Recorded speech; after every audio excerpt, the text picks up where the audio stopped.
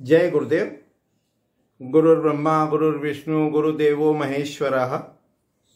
गुरुः साक्षात् परम ब्रह्म तस्मै श्री गुरुवे नमः। अर्चनी वंदनी प्रातः स्मरणी परम पूजनी गुरुदेव के चरणों में बारंबार वंदन कर आरंभ करते हैं। स्थापत्य वेद के पाठ्यक्रम के अंतर्गत अपन पाठ्यक्रम का आधार या उसका बेस इसको देखने का समझने का प्रयास कर रहे हैं।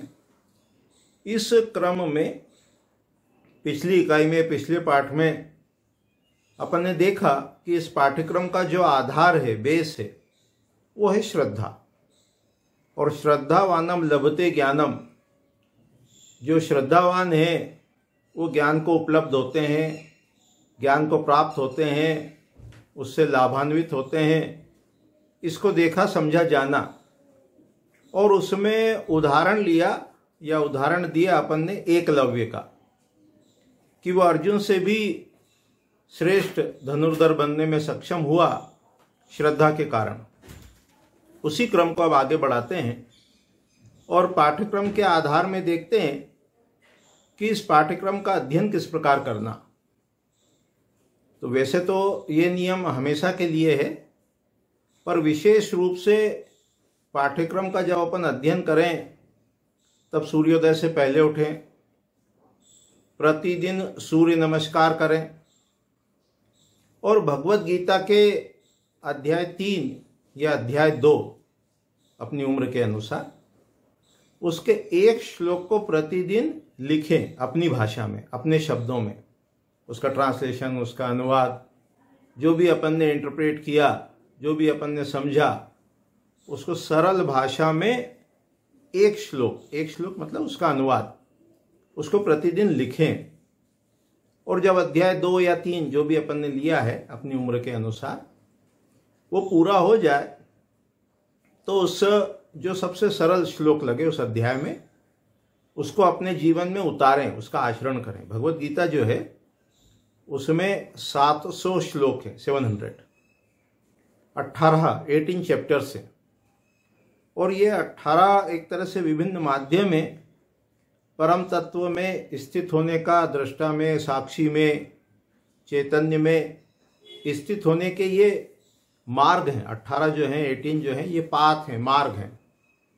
तो दूसरा जो अध्याय है वो सांख्य योग या ज्ञान योग है कि ज्ञान के माध्यम से हम कैसे सम स्थिति को प्राप्त करें,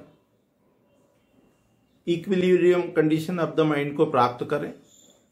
ये अध्याय 2 में बताया। अध्याय 3 जो है वो कर्म योग है कि कर्म के माध्यम से हम किस प्रकार कर्म करें, किस प्रकार हम निष्काम कर्म करें, कामना रहित होकर कर्म करें, तो कर्म का जो दोष है वो हमको नहीं लगेगा और सफलता हम अपने लक्ष्य में, गोल में, टारगेट में, ध्येय में प्राप्त करेंगे। तो प्रतिदिन अपने को एक श्लोक लिखना है, हिंदी में, इंग्लिश में, जैसे आपको जो भाषा सूट करती हो। और जब ये श्लोक पूरे हो जाएं तो उसको जो भी सरल लगे वह एक श्लोक, आधा श्लोक, आधे से आधा श्लोक, 1/4 वो जीवन में उतारना है। तो अपने पाठ्यक्रम में अपने को किस क्रम से चलना है? प्रतिदिन सूर्योदय से पहले उठना है, प्रतिदिन सूर्य नमस्कार करना है और भगवत गीता का एक श्लोक प्रतिदिन लिखना है। जब इस क्रम से अपन आगे बढ़ेंगे तो ये शास्त्र जो है वो अपने रहस्यों को खोल देगा। क्योंकि शास्त्र कैसा है? वो सरल है, कैसा है? स्वाभाविक है, कैसा है? प्रयासहीन है।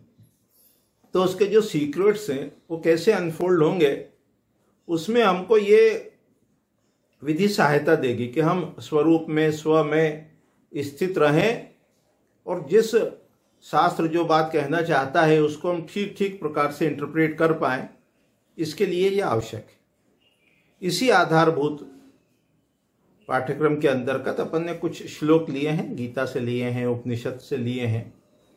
उनको भी अपन देखेंगे कि किस प्रकार से श्लोकों को डिकोड करना, उनके अर्थ को समझना, उपनिषद का हो चाहे गीता का हो, श्रुति का हो, और किस प्रकार से उसको आचरण में उतारना। इसको अभी धीरे धीरे अपन देखेंगे। अपनी आयु यदि 40 वर्ष से कम है तो अपने को अध्याय 3 का पाठ करना चाहिए, लिखना चाहिए। और यदि अपनी आयु 45 वर्ष से अधिक है, 45 वर्ष तक भी अध्याय 3 ले सकते हैं, और 45 से अधिक है तब अपने को अध्याय 2 इसको लिखना चाहिए, कर्मयोग को समझना चाहिए। तो वैसे तो सामान्य रूप से जो लेक्चर है, पाठ है, वो बड़ा होना चाहिए, कम से कम 1 घंटे का, 30 मिनट का, 40 मिनट का होना चाहिए। परंतु ये पाया गया है कि जो छात्र है वो चाहता है कि थोड़ा कम यानी छोटा हो, तो हम प्रॉपर उसको सिंगल सिटिंग में सुन पाएँ। तो इसलिए इसको छोटे छोटे हिस्सों में, टुकड़ों में देने का प्रयास कर रहे हैं। जो कंटिन्यूअस सुनना चाहते हैं, लगातार सुनना चाहते हैं, वो 2-3 पाठ को एक साथ मिला लेंगे तो वही 20, 25, 30 मिनट का हो जाएगा। तो अभी इतने कह के विराम देते हैं, फिर इसी आधार को आगे बढ़ाएंगे। जय गुरुदेव, जय।